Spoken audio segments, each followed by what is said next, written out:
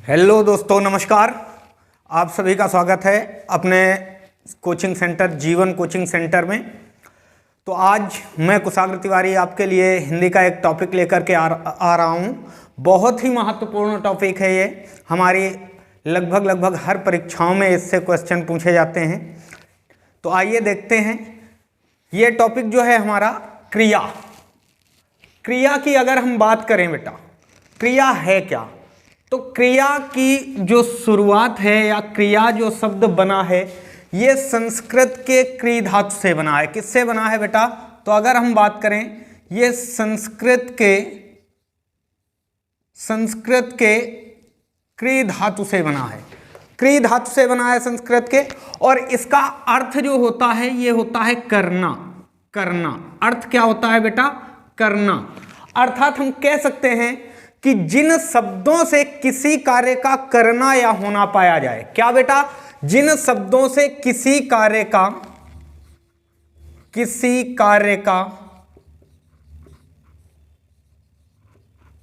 करना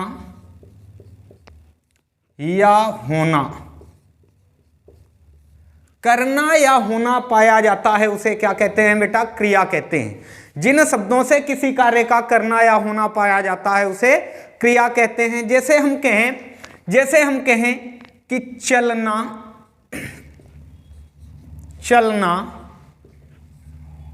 खेलना,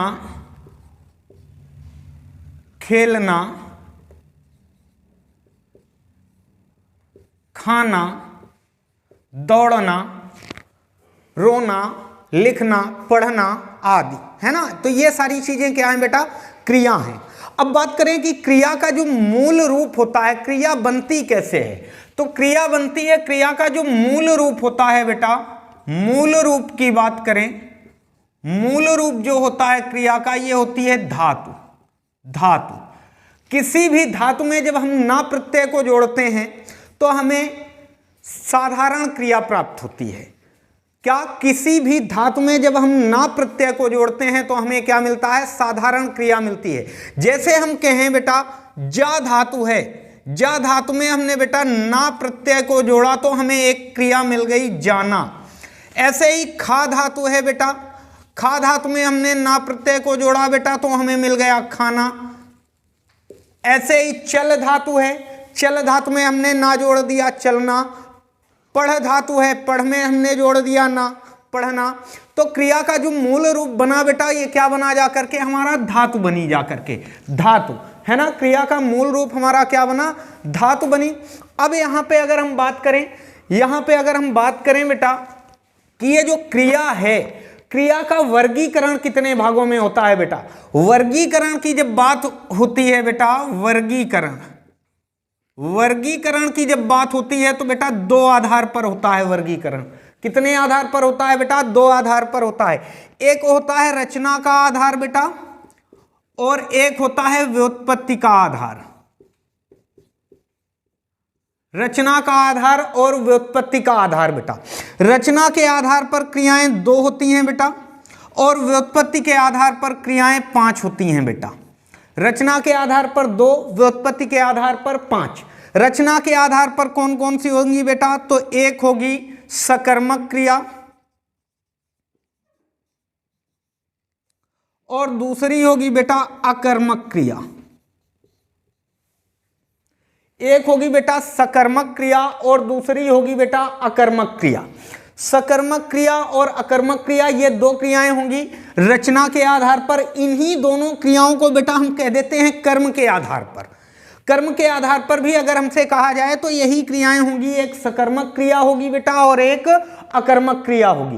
व्युत्पत्ति के आधार पर बेटा 5 क्रियाएं होंगी। कौन कौन सी होंगी? तो एक होगी मूल क्रिया, दूसरी होगी संयुक्त क्रिया,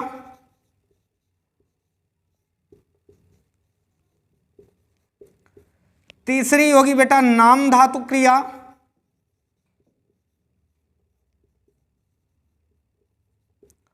चौथी होगी पूर्वकालिक क्रिया,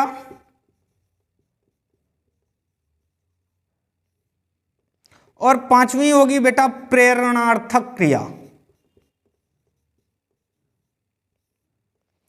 प्रेरणार्थक क्रिया। चौथी कौन सी हो जाए, पांचवी कौन सी हो जाएगी बेटा, प्रेरणार्थक क्रिया, है ना। तो ये पांचों हमारी होंगी व्युत्पत्ति के आधार पर, और ये दोनों होंगी हमारी रचना के आधार पर कह सकते हैं, या फिर कह सकते हैं कर्म के आधार पर बेटा। बात करें अब सकर्मक क्रिया, बात समझना जरा, कुछ नहीं याद करना है। सकर्मक, सा कर्म के साथ बेटा क्या लगा है, सा उपसर्ग लगा है। कर्म के साथ क्या लगा है बेटा, सा उपसर्ग लगा है, और सा का अर्थ होता है साथ। सा का अर्थ क्या होता है बेटा, साथ, यानी किसका साथ चाहिए यहां पे बेटा, कर्म का साथ चाहिए, है। तो अगर साथ है ना, तो अगर कर्म का साथ है तो क्रिया कौन सी बन जाएगी बेटा, सकर्मक क्रिया बन जाएगी। अकर्मक क्रिया बेटा क्या होती है, अकर्मक क्रिया क्या होती है बेटा, तो अकर्मक की अगर बात करें तो कह रहा है आ प्लस कर्म बेटा, और आ जो उपसर्ग है हिंदी का, इसका अर्थ होता है बेटा नहीं, नहीं। तो यहां पे आ का अर्थ क्या हो जाएगा बेटा, नहीं, अर्थात यहां कर्म का साथ नहीं है, कर्म ने यहां पर क्या कर दिया बेटा, धोखा दे दिया है ना, क्रिया को धोखा दे दिया। तो क्या हो गया यह, कर्म अब साथ में नहीं है, तो यहां पे अकर्मक क्रिया बन जाएगी, है ना। तो जिस क्रिया में कर्म होगा वहां पर सकर्मक बनेगी, और जिस क्रिया में कर्म नहीं होगा वहां पर अकर्मक बनेगी। अब सबसे बड़ी दिक्कत आ गई बेटा कि हमसे क्वेश्चन पूछा जाता है कि बताओ शब्द लिख दिया, हमसे शब्द लिख देगा कि बताइए, ये अक्सर हमसे एग्जाम में क्वेश्चन पूछा जाता है, बताइए हंसना में कौन सी क्रिया है। अब यहां पे केवल एक शब्द दे रहा है कि हंसना, इसमें क्रिया कौन सी है, सकर्मक है, अकर्मक है, द्विकर्मक है, कौन सी है, हम कैसे पहचाने। मेन मुद्दा यहां पर क्रिया पहचानने का आ गया कि कैसे हम पहचानेंगे कि सकर्मक है या फिर अकर्मक है। तो बेटा कुछ नहीं करना, ये जो हंसना क्रिया है, जैसे कोई भी क्रिया हमसे पूछी जाए, कोई भी क्रिया पूछी जाए कि सकर्मक है या अकर्मक है, कौन सी क्रिया है, तो अगर हमसे कोई भी क्रिया पूछी जाती है तो देखो 2 क्वेश्चन हमें क्रिया में करने हैं, गिनती के 2 क्वेश्चन करने हैं बेटा। देखना कौन से, एक करेंगे बेटा क्या, और दूसरा करेंगे कौन। एक करेंगे बेटा क्या और दूसरा करेंगे कौन। अब देखो दोनों क्वेश्चन करने पर अगर हमें समान उत्तर मिल रहा है तो वहीं पर कौन सी हो जाएगी, अकर्मक हो जाएगी। अगर अलग अलग उत्तर मिल रहा है तो वहीं पर कौन सी हो जाएगी, अकर्मक हो, अगर अलग अलग उत्तर मिल रहा है बेटा तो सकर्मक हो जाएगी, और अगर समान दोनों में उत्तर मिल रहा है तो अकर्मक हो जाएगी। कैसे करके बताते हैं। जैसे हम कहते हैं क्या हंसता है, तो पता चला हमें बेटा लड़का हंसता है। क्यों लड़का, क्योंकि हंसने का काम बेटा किसका है, इंसान का है? इंसान ही हंस सकता है। कहते हैं कि जिस दिन जानवर हंसना सीख गए उस दिन इंसान क्या हो जाएगा, गुमसुम हो जाएगा, है ना। तो हंसने का काम बेटा इंसान का है। आप ओम प्रकाश आदित्य जी की एक कविता भी है इसी पर, इधर भी गधे हैं उधर भी गधे हैं, जिधर देखता हूँ गधे ही गधे हैं, गधे हंस रहे आदमी रो रहा है, हिंदुस्तान में ये क्या हो रहा है, गधे हंस रहे कह रहे, तो नहीं गधे नहीं हंस रहे, लड़का हंस रहा है। यहाँ पे कौन हंस रहा है बेटा, लड़का हंस रहा है। अब दूसरा यहाँ पर क्वेश्चन हमें कौन करना है बेटा, कौन हंस रहा है, तो फिर से हमें वही उत्तर मिला, कौन हंस रहा है, लड़का हंस रहा है बेटा। कौन हंस रहा है, लड़का हंस रहा है। हमें कैसे आंसर मिले बेटा, दोनों समान आंसर मिले, क्या से भी हमें लड़का मिला और कौन से भी हमें लड़का मिला। अब जब दोनों में हमें समान मिला तो यहाँ पर कौन सी क्रिया हो जाएगी बेटा, हमारी क्रिया हो जाएगी अकर्मक। जैसे हमें सकर्मक देखना है, सपोज करो बेटा हमने लिख दिया गाड़ना बेटा, गाड़ना। आजकल लोगों को बहुत गाड़ने का शौक है, यहां पर फला जगह पर हमारा झंडा गड़ना चाहिए, हमारा नाम होना चाहिए, है ना, तो गाड़ना। अब यहां पर भी बेटा हमें 2 क्वेश्चन, कौन सा, एक क्या और एक कौन। क्या गाड़ता है तो हमें पता चला झंडा गाड़ता है, झंडा। कौन गाड़ता है तो पता चला राम गाड़ता है, यानी राम का नाम है, राम गाड़ता है। अब यहां पे बेटा क्या गाड़ता है तो क्या में हमें दूसरा आंसर मिला और कौन में हमें दूसरा आंसर। तो जब अलग अलग आंसर बेटा मिलेंगे हमें तो कौन सी क्रिया हो जाएगी, सकर्मक, अर्थात गाड़ना कौन सी क्रिया हो गई, सकर्मक क्रिया हो गई। अब यहां पे हमें एक क्वेश्चन बेटा बहुत यानी दिक्कत करता है कि कैसे पहचाने कि इसमें सकर्मक क्रिया है या अकर्मक। एक क्वेश्चन आपसे पूछा करता है बेटा, एक क्वेश्चन पूछा करता है आपसे कि चिड़िया चिड़िया आकाश में उड़ रही है।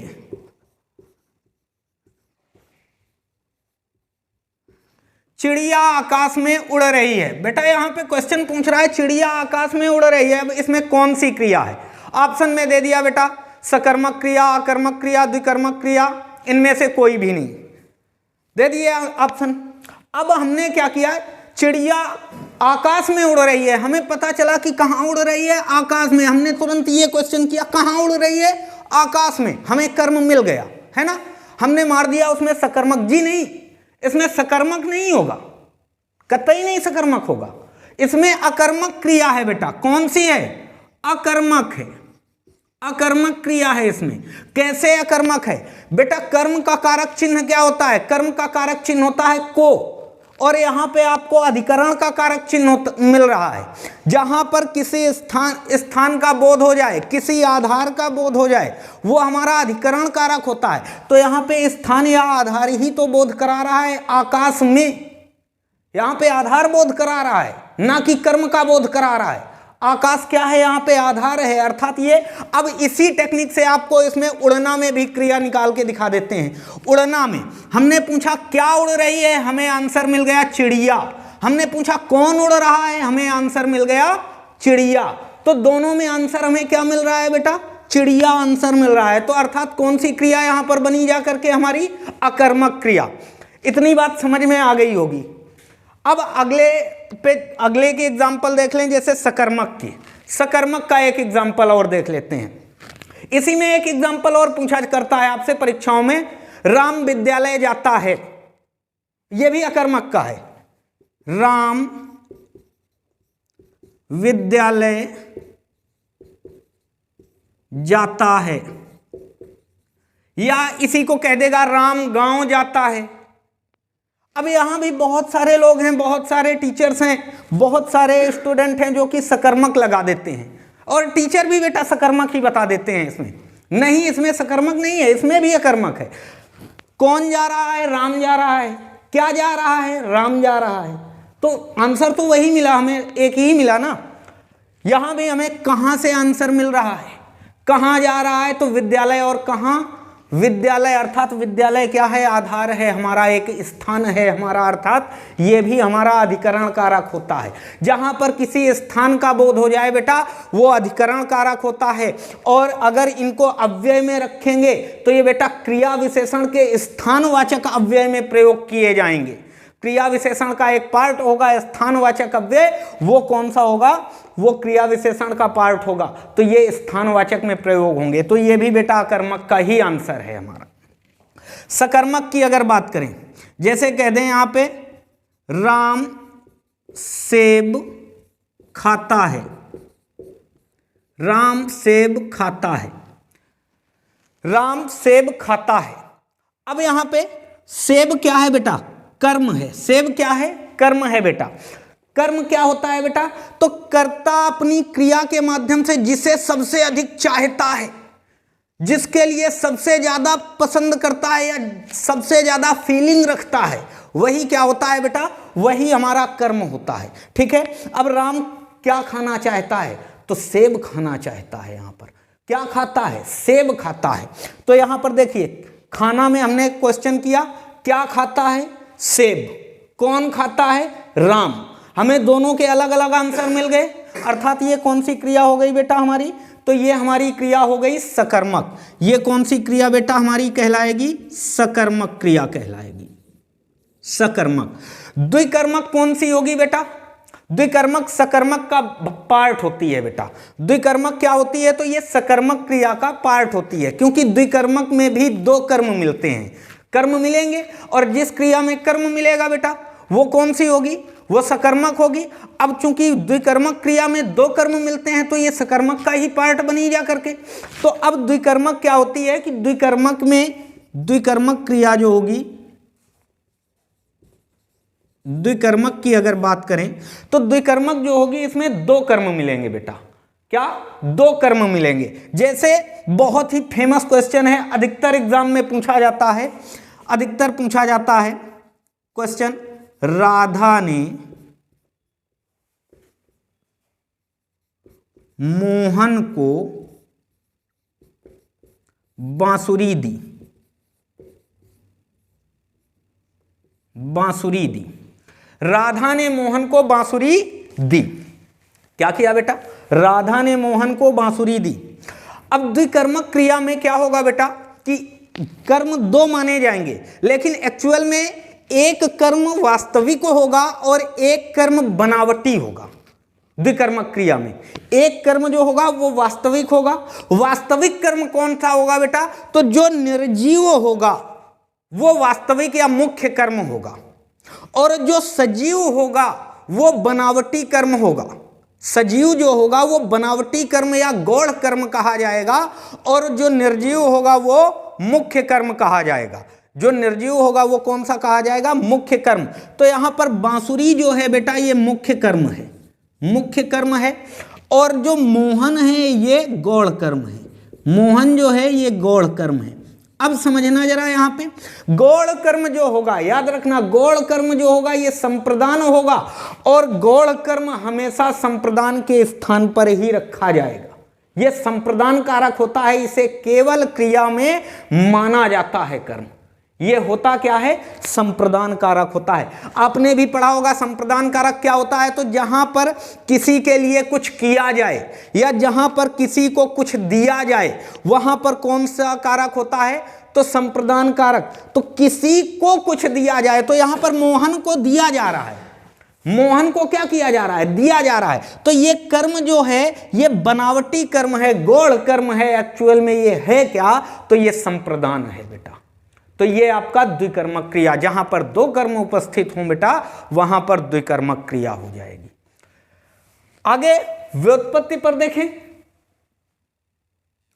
चलिए, तो इतना हो गया। अब ये व्युत्पत्ति देखने से पहले बोर्ड में स्पेस कम है, तो जल्दी से स्क्रीनशॉट लीजिए, इसका स्क्रीनशॉट लीजिए जल्दी से, फिर आगे चलें। चलिए, तो अब देखते हैं बेटा व्युत्पत्ति के आधार पर। व्युत्पत्ति आधार पर, व्युत्पत्ति के आधार पर बेटा क्रियाएं हमने बताई आपको कितनी होती हैं? 5। अब इसमें नंबर 1 देखते हैं, मूल क्रिया। मूल क्रिया कौन सी होती है बेटा? मूल क्रिया ऐसी क्रिया को हम कहेंगे बेटा जो क्रिया केवल एक शब्द में पूर्ण हो जाए। ऐसी क्रिया जो केवल एक शब्द में पूर्ण हो।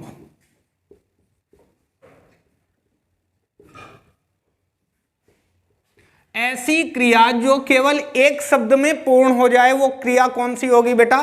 मूल क्रिया कहलाएगी, है ना। जैसे हम कहें, उदाहरण में अगर हम देखें तो जैसे कह दे जाता है, जाता है, खाता है, पढ़ता था। ये बेटा कौन सी क्रिया हो गई? ये आपकी क्रिया हो गई मूल क्रिया। अब यहां पे आपको एक कंफ्यूजन लग रहा होगा, सर जी ने बताया एक शब्द में पूर्ण हो जाए, लेकिन ये तो दो शब्दों में, जाता है भी लगा है, दो शब्द हो रहे। बेटा जो है, था, ये शब्द होते हैं ना, ये मुख्य क्रिया नहीं होते हैं। मुख्य क्रिया की यहां पर बात हो रही है बेटा। मुख्य क्रिया ये नहीं होते, इनको हम सहायक क्रिया कहते हैं। इनको क्या कहते हैं? सहायक क्रिया। किसी मुख्य क्रिया को पूर्ण करने के लिए जिसका सहारा लिया जाता है, जिस शब्द का, उसे सहायक क्रिया कहा जाता है। तो है, था जो है ये बेटा, ये क्या है? सहायक क्रिया। तो अब जाता, राम जाता है, मोहन पढ़ता है, सोहन लिखता है, तो ये केवल एक ही शब्द में क्रिया कंप्लीट हो रही है। तो ऐसी क्रिया कौन सी होगी बेटा? मूल क्रिया होगी। दूसरे नंबर पे इसकी थी बेटा संयुक्त क्रिया।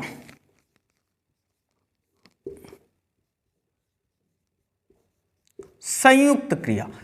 संयुक्त क्रिया, संयुक्त का मतलब होता है बेटा दो से मिलकर जो बनता है, या दो से अधिकों से मिलकर के जो बनता है। तो संयुक्त क्रिया होगी दो या दो से अधिक क्रियाओं से मिलकर जो बनी, दो या दो से अधिक क्रियाओं से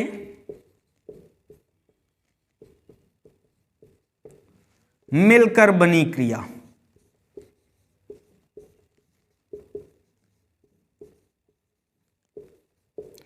ये कौन सी होगी बेटा? संयुक्त क्रिया।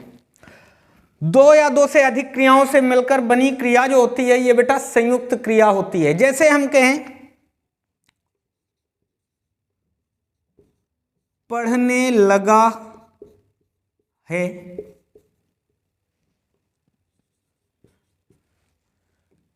गाने लगा है,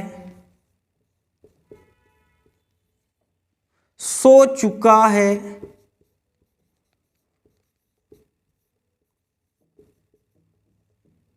रो रहा है, ये बेटा कौन सी क्रिया है? संयुक्त। देखो पढ़ना एक क्रिया है और लगना एक क्रिया है ना? पढ़ना एक क्रिया और लगना एक क्रिया। राम स्कूल जाने लगा है, तो ये संयुक्त क्रिया हुई। लगा एक क्रिया हो गई और जाना एक क्रिया हो गई। तो जो क्रिया दो या दो से अधिक क्रियाओं से मिलकर बनती है वो संयुक्त क्रिया होती है बेटा। इसके अंदर 11 पार्ट होते हैं, जैसे आरंभ बोधक भी पढ़ा होगा आपने, निश्चय बोधक भी पढ़ा होगा, है ना? तो ये इसके अंदर की क्रियाएं होती हैं, ठीक है। तो संयुक्त क्रियाओं की अगर संख्या देखें हम, तो संयुक्त क्रियाओं के भेद की अगर बात करें तो कितने होते हैं बेटा? 11 होते हैं संयुक्त क्रियाओं के भेद, ठीक है। अब इसके बाद थर्ड नंबर पे आते हैं, तो थर्ड नंबर पे होती है नाम धातु क्रिया। नाम धातु क्रिया ये कौन सी है बेटा? नाम धातु क्रिया। नाम धातु क्रिया ऐसी होती है जो किससे मिलकर के बने बेटा? संज्ञा से। संज्ञा से बने, सर्वनाम से बने या विशेषण से बने। अभी आप पढ़ के आए हैं कि क्रिया का मूल रूप क्या होता है, यानी क्रिया बनती किससे है? तो धातु से क्रिया बनती है। लेकिन नाम धातु क्रिया कौन सी होगी? जो संज्ञा से बन जाए, सर्वनाम से बन जाए, विशेषण से जो क्रिया बनी हो वो कौन सी होगी? वो नाम धातु क्रिया होगी। जैसे हम संज्ञा से शब्द ले लें बात, और इससे क्रिया बनती है बतियाना। बतियाना, बतियाना क्रिया आपकी कौन सी हो गई? नाम धातु, क्योंकि बात क्या है? संज्ञा है। हाथ, हथियाना, ये संज्ञा है ना? सर्वनाम, सर्वनाम पे हमने शब्द लिया अपना और क्रिया बन गई इससे अपनाना। अपनाना, अपनाना नाम धातु क्रिया हो गई हमारी। विशेषण, विशेषण पे हमने शब्द लिया चिकना, क्रिया बन गई चिकनाना। और एक इसकी बड़ी ही मजेदार क्रिया बनती है बेटा 60, संख्यावाची विशेषण होता है और इससे क्रिया बनेगी सठियाना। है बच्चे बोला करते हैं ना बाबा लोगों को, बाबा सठिया गए हो का, है ना? तो सठियाना कौन सी क्रिया बनेगी बेटा? सठियाना, है ना? तो ये बेटा कौन सी क्रियाएं हो जाएंगी? नाम धातु, यानी ऐसी क्रिया जो संज्ञा, सर्वनाम अथवा विशेषण से मिलकर के बनती है। ये कौन सी क्रिया होती है बेटा? नाम धातु क्रिया कहलाती है।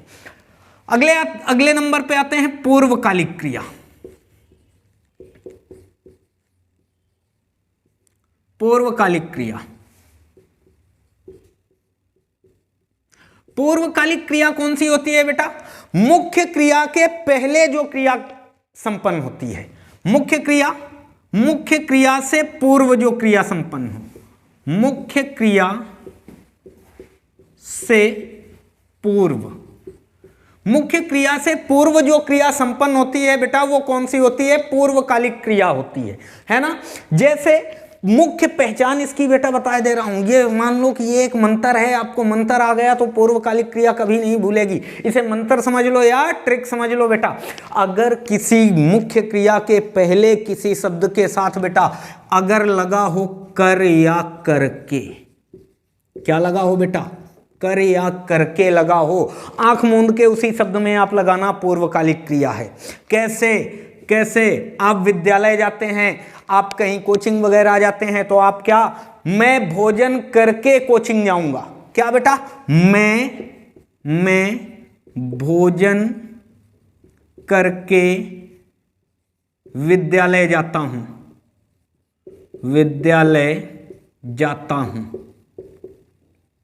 अब यहां पे बेटा आप मेन कार्य क्या कर रहे हो, जाने का कर रहे हो। मुख्य कार्य आप क्या कर रहे हो, विद्यालय जाने का कर रहे हो, लेकिन उसके पहले आप एक कार्य कंप्लीट कर रहे हो। कौन सा कर रहे हो, भोजन करने का कार्य कंप्लीट कर रहे हो उसके पहले। तो यहां पर भोजन करने में कौन सी क्रिया होगी बेटा, पूर्वकालिक क्रिया होगी। जो क्रिया मुख्य क्रिया के ठीक पहले संपन्न होती है वो कौन सी होती है बेटा, पूर्वकालिक क्रिया होती है। जैसे मैं नहाकर भोजन करता हूं, कह दें मैं नहाकर भोजन करता हूं। हो सकता है आप लोगों को मेरी शक्ल ना लग रही हो नहाई हुई, है ना। चलिए, मैं नहाकर भोजन करता हूं, तो यहां पर नहाकर यानी मुख्य कार्य क्या है यहां पर बेटा, भोजन करने का। भोजन करने का मुख्य कार्य है, और यहां पर नहाने में कौन सी क्रिया है, मुख्य क्रिया, पूर्वकालिक। बस लास्ट देख लेते हैं, लास्ट है आपकी प्रेरणार्थक। बहुत ही नॉर्मल है प्रेरणार्थक क्रिया। ये कौन सी होती है, जहां पर कर्ता स्वयं कार्य नहीं करता है, कर्ता स्वयं कार्य नहीं करता है, दूसरे से करवाता है। कर्ता अपना कार्य ना करके, अपना कार्य ना करके दूसरे से करवाए, दूसरे से करवाए, वहां पर कौन सी क्रिया होगी, प्रेरणार्थक क्रिया होगी। जैसे हम कह दें मेरा पत्र तुम लिखोगे, मेरा पत्र तुम लिखोगे। कार्य किसका है, मेरा है, लेकिन करेगा कौन, तुम करोगे बेटा। तो कर्ता स्वयं अपना कार्य नहीं करता है, किसी दूसरे से करवाता है। यहां पर बेटा कौन सी क्रिया होगी, प्रेरणार्थक क्रिया होगी, है ना। तो अगर ये टॉपिक आपको अच्छा लगा हो बेटा, अगर ये टॉपिक समझ में आया हो तो कमेंट बॉक्स में कमेंट करें, वीडियो को ज़्यादा से ज़्यादा शेयर करें, लाइक करना ना भूलें। धन्यवाद।